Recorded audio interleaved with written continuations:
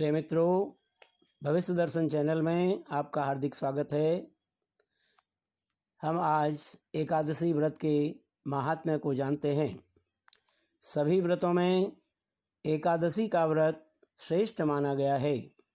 इस व्रत को पूर्ण करने से भगवान विष्णु प्रसन्न होते हैं और उनकी कृपा प्राप्त होती है।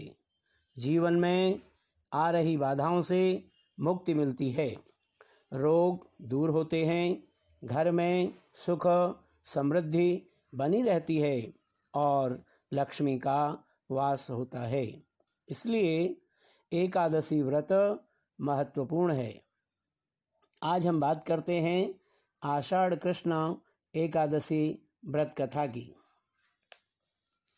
शांताकारं भुजगशयनं पद्मनाभं सुरेशं विश्वाधारं गगनसदृशं मेघवर्णशुभांगं लक्ष्मीकान्तं कमलनयनं योगिभिर्ध्यानगम्यं वन्दे विष्णुं भवभयहरणं सर्वलोकैकनाथं।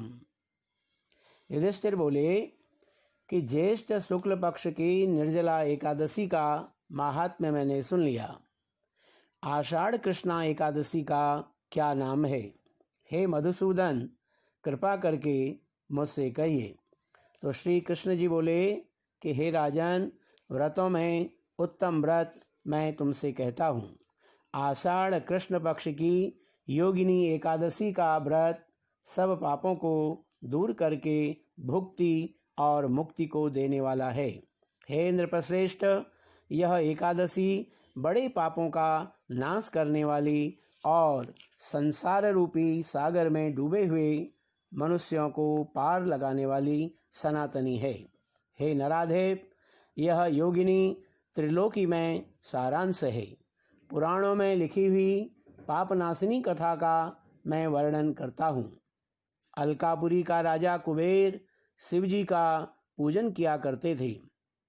उनका माली हेममाली नाम का यह यक्ष था। उसकी स्त्री सुंदरी थी। उसका नाम विशालाक्षी था। वह माली उसके स्नेह से युक्त होकर कामदेव के वशीभूत हो गया।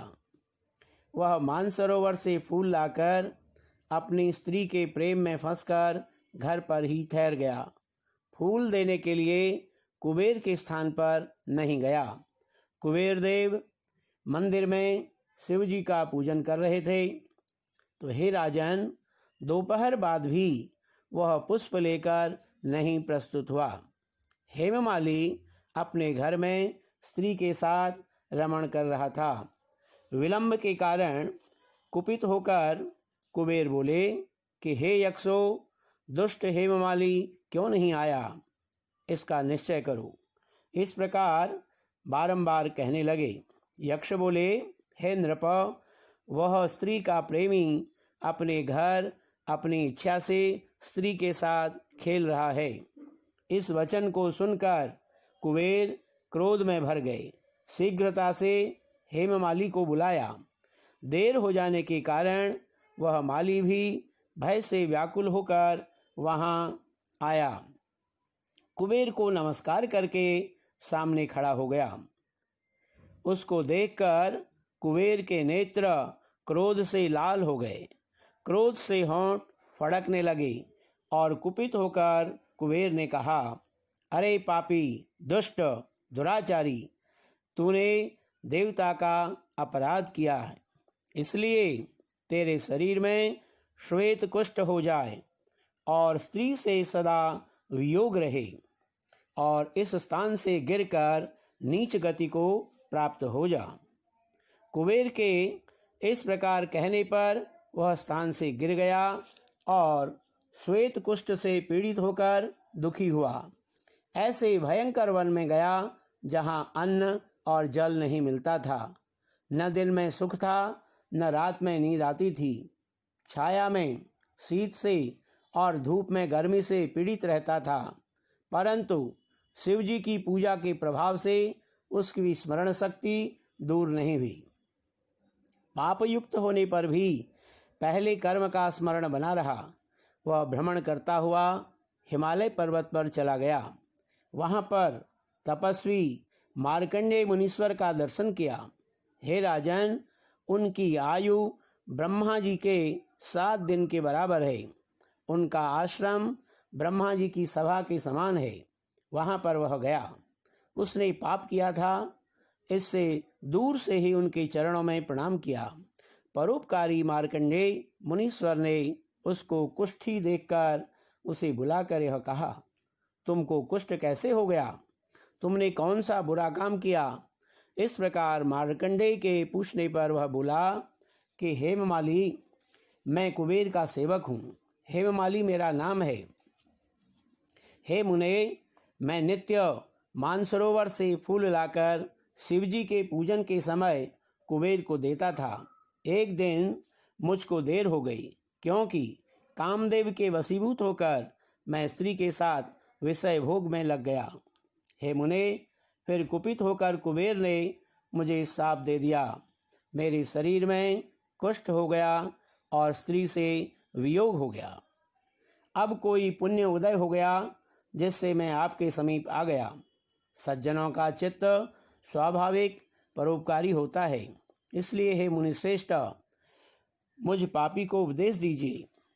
मार्कंडेय जी बोले, तूने सत्य कहा है, झूठ नहीं बोला, इसलिए शुभ फल देने वाले व्रत का मैं उपदेश करूंगा। तू आषाढ़ कृष्ण पक्ष की योगिनी नाम की एकादशी का व्रत कर। इस व्रत के प्रभाव से निश्चित रूप से कुष्ठ दूर हो जाएगा। मुनि के इस वाक्य को सुनकर उसने पृथ्वी पर प्रणाम किया। मुनि ने उसको उठाया, तब वह बहुत प्रसन्न हुआ। मार्कंडेय जी के उपदेश से उसने यह उत्तम व्रत किया। इस व्रत के प्रभाव से वह देव रूप हो गया। स्त्री से उसका मिलाप हो गया और अच्छा सुख मिला। हे इंद्रश्रेष्ठ, इस प्रकार योगिनी का व्रत मैंने तुमसे कहा। 88,000 ब्राह्मणों को भोजन कराने से जो फल मिलता है, वह फल इस योगिनी एकादशी का व्रत करने वाले को मिलता है। हे इंद्रपव, बड़े पापों को दूर करने वाली और बड़े पुण्यों का फल देने वाली आषाढ़ कृष्णा एकादशी का व्रत मैंने आपसे कहा है। श्री ब्रह्म वैवर्त पुराणे आषाढ़ कृष्ण योगिनी एकादशी व्रत महात्म्यम संपूर्णम। धन्यवाद।